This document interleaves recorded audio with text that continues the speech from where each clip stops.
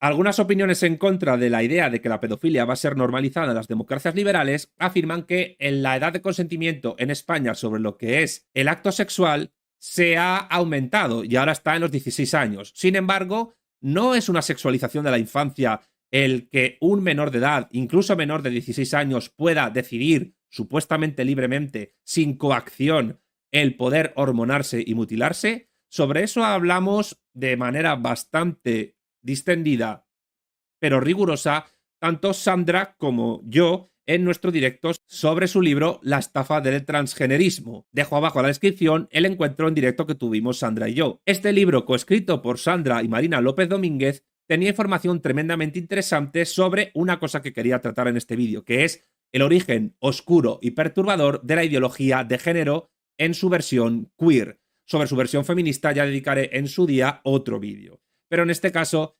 Sandra y Marina hablaron de manera bastante rigurosa sobre el origen oscuro de los ideólogos de la sexualización de la infancia. Aquellos ideólogos que, venidos desde el mundo anglosajón capitalista, han defendido con mayor ahínco normalizar las relaciones sexuales entre adultos y niños. ¿Quiénes fueron esos ideólogos que sirven en el fondo de base para toda esta agenda que denuncia Juan Manuel de Prada? Fueron particularmente dos: Alfred Kinsey y John Money. Digo que me centraré en estos dos individuos porque para hablar de la justificación de la pedofilia en el feminismo habría que hacer un vídeo particular para hablar de Simone de Beauvoir, Kate Millett y Shulamit Firestone, que la llegaron a defender. Pero para eso ya dedicaremos un vídeo al feminismo. Por ahora hablemos, como digo, de Alfred Kinsey y John Money, que, por cierto, los dos eran pedófilos. Cito el libro tanto de Sandra como de Marina al respecto.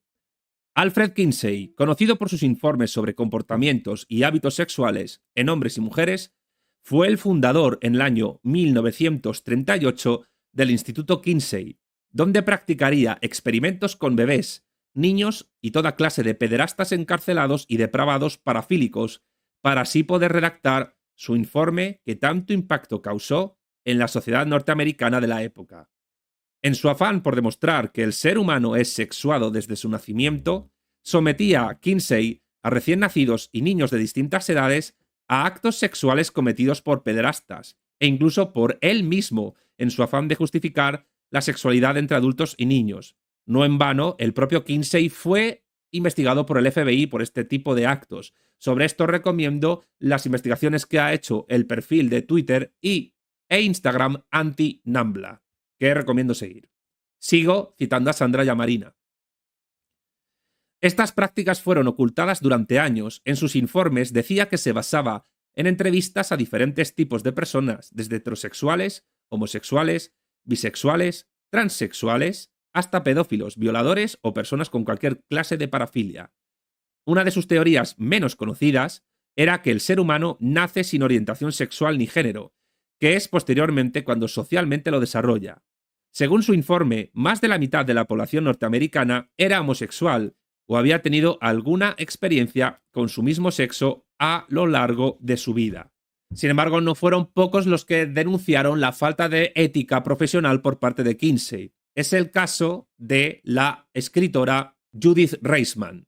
Reisman fue una activista contra la pornografía y el abuso sexual a menores, miembro de la Asociación Estadounidense para el Avance de la Ciencia, que dedicó muchos años de su vida a destapar a Kinsey y que publicó sobre ello un libro en 1990 titulado Kinsey, Sexo y Fraude, y otro posteriormente en el año 2000, 10 años después, Kinsey, Crimen y Consecuencia. Reisman denunció las prácticas abusivas de Kinsey hacia niños y niñas y desmontó los defectuosos estudios de este estadounidense. Fue necesario desenmascarar a este zoólogo, por cierto, Kinsey era zoólogo, no sexólogo, ya que actualmente se justifican comportamientos parafílicos y pederastas basándose en sus estudios. Los estudios de Alfred Kinsey fueron fundamentales para la sexología del siglo XX en el mundo anglosajón y particularmente en Estados Unidos. Pero es que Kinsey no solo abusaba él mismo de los niños, sino que incluso tenía prácticas sadomasoquistas, como herirse en sus propios testículos. El otro individuo al que vamos a hacer mención es el neozelandés John Money. Sandra y Marina dicen lo siguiente sobre él. John Money, psicólogo neozelandés, acuñó el término identidad de género. Por tanto, Money es el padre de esta terminología, de la identidad de género o generismo. asumido también por parte del feminismo y sobre todo por la teoría queer. Durante la década de 1950 es cuando desarrolló sus máximas investigaciones sobre eso, identidad de género. Money defendió la teoría de la asignación de sexo al nacer. Fue contrario al determinismo biológico y pensaba que los padres implantaban a sus hijos e hijas durante la infancia el género por el cual se identificarían el resto de sus vidas. Fue un estudioso del hermafroditismo. También investigó sobre parafilias y pedofilias y nombró como disforia de género, también es un término que inventó él, John Money, el trastorno que sufrían algunos niños y niñas durante la infancia. Es decir, John Money, un pedófilo como Alfred Kinsey, y ahora diremos por qué fue pedófilo, y también pederasta, fue quien acuñó el término identidad de género y el que acuñó también el término disforia de género, sobre el cual se va a basar la ley trans que va a aplicar en España Irene Montero. Siguen Marina y Sandra. Sus teorías, las de John Money, fueron un auténtico fracaso al poder experimentar él mismo con uno de sus pacientes, el del malogrado David Reimer, al cual le fue amputado el pene con 8 meses de edad en una circuncisión mal ejecutada. Money recomendó a su madre reasignar el sexo del bebé amputando el resto de sus genitales y haciendo una cavidad en forma de vulva. Asimismo recetó un tratamiento hormonal y lo renombraron como Brenda Reimer, tratándolo como una niña desde entonces, ocultando su verdadero sexo. Money publicó varios artículos con informes de la reasignación demostrando que su teoría era un éxito. Artículos, hoy llamados papers en inglés, publicados en revistas indexadas de alto índice de impacto. Por cierto, David Reimer, Brenda, tenía un hermano gemelo. Y digo tenía no solo porque murió David Reimer, sino porque también su hermano murió.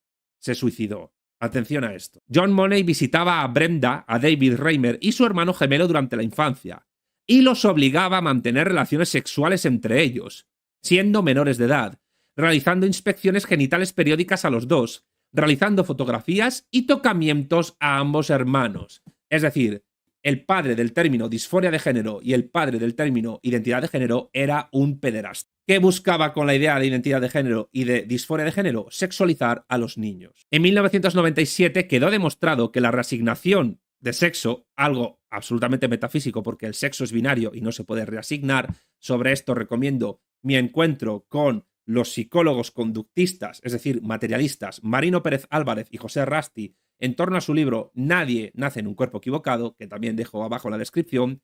Sin embargo, como dicen Sandra y Marina, fue un absoluto fracaso el intento de reasignar el sexo de David. ¿Por qué? Porque David, a medida que iba creciendo, se comportaba como un niño y no como una niña. Es decir, la genética humana no es una tabula rasa, sino que tenemos comportamientos determinados por nuestra genética según seamos varones o mujeres. Esto es polémico para muchos feminismos y para la ideología queer, pero es algo biológicamente cierto. Brian, el hermano de David, se suicidó en el año 2002 tomando una mezcla de barbitúricos que tomaba para tratar su esquizofrenia. Y Brenda, cuando descubrió toda la verdad a sus 14 años sobre lo que le había hecho John Money y lo que le habían hecho los médicos, cambió su nombre de nuevo a David. Pero varios años después, en el año 2004, acabaría también suicidándose. Por cierto, el padre de Brian y David también acabó suicidándose. Y de hecho fue un amigo, discípulo y colaborador de John Money quien acuñó el término transexual. Este fue Harry Benjamin. La cuestión es, ¿qué tiene que ver esto con la ventana de Overton y la normalización de la pedofilia?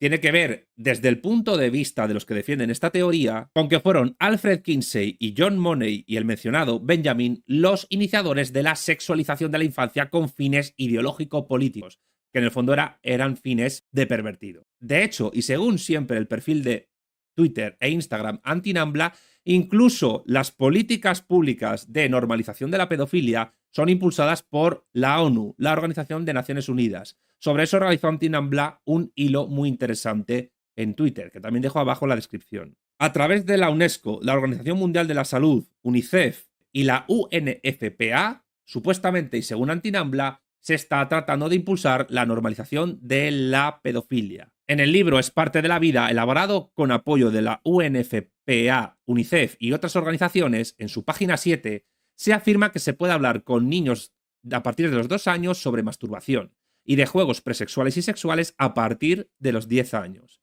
En otro libro, también de la UNICEF para México, titulado Taller de Salud Sexual y Reproductiva para Madres y Embarazadas Adolescentes, se afirma que es posible obtener placer sexual de personas menores o personas que no consienten, además de objetos y animales. En el folleto de la Organización Mundial de la Salud del año 2010, titulado Estándares de Educación Sexual para Europa, se citan a 3 autores, Sandford, Plummer y Weeks. ¿Qué tienen en común estos 3 autores? Theo Sandford escribió cientos de publicaciones en el siglo XX validando el sexo con niños. Un libro suyo se llama Niños y sus contactos con hombres, del año 1987, subtitulado Un estudio de la sexualidad expresando amistades. Por cierto, este libro tiene una introducción del pedófilo y pederasta John Money, ya citado. Ken Plummer, por su parte, citado en ese informe de la OMS, se unió hace años al grupo PIE, un grupo pedófilo que defiende la legalización del sexo con niños a partir de los 4 años de edad. Por su parte, Jeffrey Weeks es autor de varios libros defendiendo la pedofilia. Por ejemplo, en su libro Los lenguajes de la sexualidad.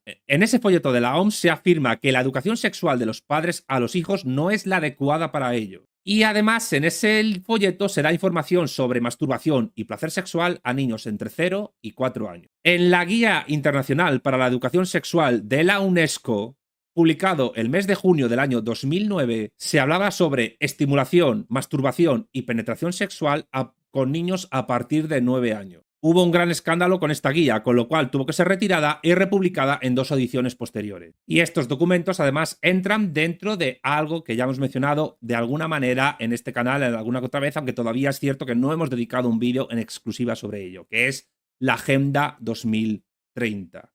Es decir, la ley trans que quiere aplicar Irene Montero en España no es más que una ley mandada desde fuera de España, mandada desde la ONU. Irene Montero no es más que una aplicada funcionaria de la Agenda 2030. Y por tanto, una aplicada funcionaria de la aplicación en España de las ideas de John Money, Alfred Kinsey y los otros pedófilos citados en los folletos e informes de la ONU, en sus distintas instituciones. Por tanto, la serie de Mediaset Escándalo, aunque pueda parecer lo contrario, parece ser que abre la ventana de Overton para que culturalmente la gente vaya aceptando algo cuya puerta ya ha quedado abierta en la ley trans de Irene Montero. Por tanto, tienen razón las personas que afirman que vamos a una normalización de la pedofilia, por lo menos en España. El tiempo lo dirá, pero sin duda los antecedentes son absolutamente perturbadores, inquietantes, malsanos.